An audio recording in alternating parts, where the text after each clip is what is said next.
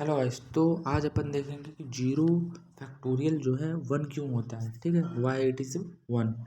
तो आज देखेंगे। तो पहला मेथड होता है रिकर्सिव मेथड, दूसरा मेथड होता है कम्बिनेटोरियल मेथड। तो पहला रिकर्सिव मेथड देखेंगे जिसमें अपन फैक्टोरियल नोटेशन से इसको प्रूव करेंगे कि ये क्यों वन के इक्वल होता है। तो अगर मैं N factorial equal to N into N minus one factorial लिख सकता हूँ। ठीक है, ये आपको पता होगा। और मैं अगर एन की वैल्यू वन सेट करता हूँ, if set N equal to one. ठीक है, अपन ने N equal to one set कर दिया। ठीक, और मैं यहाँ पे वन रखूँगा तो ये हो जाएगा वन फैक्टोरियल।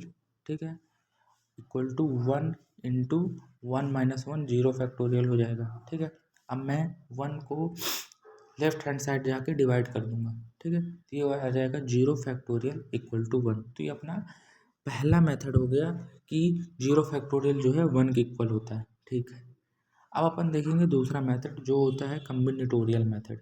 ठीक है, तो कम्बिनेटोरियल मेथड में बेसिकली क्या होता है, कम्बिनेटोरियल मेथड में बेसिकली हमने जो हमारे फैक्टोरियल नोटेशन होते हैं, जैसे एन फैक्टोरियल आपने पढ़ा होगा। तो एन फैक्टोरियल का मतलब क्या होता है, बेसिकली एन फैक्टोरियल रिप्रेजेंट करता है कि एन ऑब्जेक्ट जो हैं उनको कैसे आप कितने वेस में, एन वेस में कैसे आप उसको अरेंज कर सकते हो। तो एन फैक्टोरियल का मतलब यही होता है।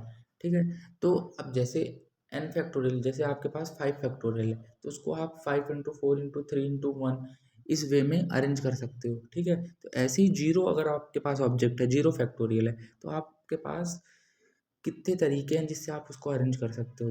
बेसिकली आपके पास सिर्फ एक तरीका है जिससे आप उसको अरेंज कर सकते हो जीरो ऑब्जेक्ट को, वो है कोई तरीका नहीं, मतलब आप उसको अरेंज ही मत करो। ठीक है, नो अरेंजिंग। ठीक है, तो आपके पास सिर्फ एक तरीका है कि आप उसको अरेंज ही नहीं कर रहे हो। That is the way to arrange zero factorial. That's why we say zero factorial equal to one. अगर आपको ये कॉन्सेप्ट अच्छे से समझ में आ गया है तो वीडियो को सब्सक्राइब कर लो, आपके लिए ऐसी ही वीडियोस आती रहेंगी। Thank you.